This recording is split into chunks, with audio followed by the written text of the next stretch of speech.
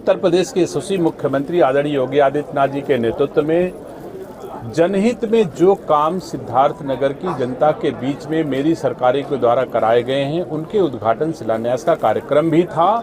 और सरकार जनता के द्वार जाए, ये हमारी सरकार का मुख्य उद्देश्य है। तो अपने विभागों के दायित्वों को जनता के बीच में जा कर के बताना और उनकी बातों को समझ करके फिर उनकी आशा के अनुरूप सिद्धार्थनगर के लोगों की सेवा करना, यही आज के आने का हमारा मुख्य मतलब था। और हम आकर के हमारे बहुत ही वरिष्ठ नेता, हमारे संरक्षक, हमारे शुभचिंतक आदरणीय पाल साहब, आदरणीय जयप्रताप भैया, ये लोग हमारे साथ आज रहे हैं सवेरे से। और मैं उम्मीद करता हूं कि आज के बाद से सिद्धार्थनगर में उद्यान, कृषि विपणन, कृषि विदेश व्यापार और कृषि निर्यात से संबंधित चीज़ें और ज़्यादा किसानों तक पहुंच पाएंगी। हम सभी जनप्रतिनिधि और हमारी सरकार के सभी प्रशासनिक अधिकारी मिलकर के हम लोग सिद्धार्थनगर को और बेहतर औद्यानिक क्षेत्र में ले जाने का काम करेंगे। पारंपरिक जो खेती है, उसको छोड़ करके लोग और ज़्यादा औद्योगिक खेती की तरफ बढ़े, लेकिन ऐसा हो नहीं पा रहा है। चूक कहाँ से हो?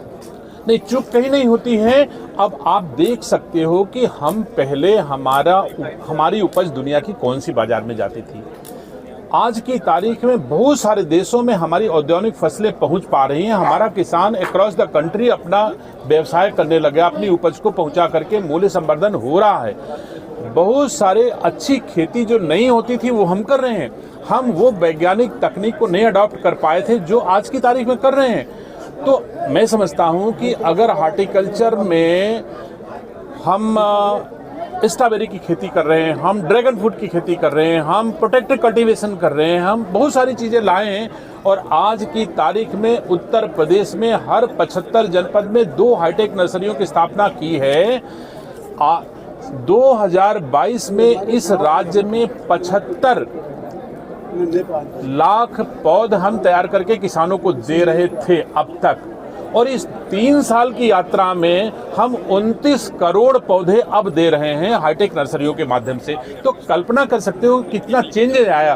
75 लाख के स्थान पर 29 करोड़ पौध हाईटेक नर्सरियों के माध्यम से मैं किसानों को दे रहा हूं। तो इतना परिवर्तन योगी आदित्यनाथ जी की सरकार के माध्यम से हम कर पा रहे हैं। आने वाले दिनों में आप देखेंगे कुछ और ज्यादा बेहतर होगा। सर, आप विदेश व्यापार और निर्यात के भी मंत्री हैं। सर, यहाँ का जो ODOP है उसको वो मार्केट विदेशों में नहीं मिल पा रहा जिसकी अपेक्षा है। सर, इसमें आपका पहले क्या ODOP था? अगर ODOP के क्षेत्र में इतना सफर हमने तय किया है तो बहुत सारी ODOP को विदेशों में स्थान मिला है। बहुत सारे ODOP को विदेशों की बाजारों में स्थान मिल चुका है। धीरे धीरे हम और कोशिश करेंगे। जिन जनपदों का ODOP विदेशों की बाजारों तक पहुंच पाने में कतिपय कारणों से कुछ असुविधा होगी। देखिए, हम आप सब लोग इस राज्य के रहने वाले हैं, इस चीज़ को महसूस करते हैं कि हमारा Uttar Pradesh land locked area है। हम जब भी कोई चीज़ यहाँ से दुनिया की बाजारों में भेजते हैं तो जहाज़ से भेजते हैं, हवाई जहाज से भेजते हैं। हमारे पास सिर्फ हवाई मार्ग है एक्सपोर्ट के लिए। तो ऐसे में व्यय थोड़ा ज़्यादा होता है। अब हमने, और हवाई मार्ग में भी केवल यात्री जहाज में जाता है।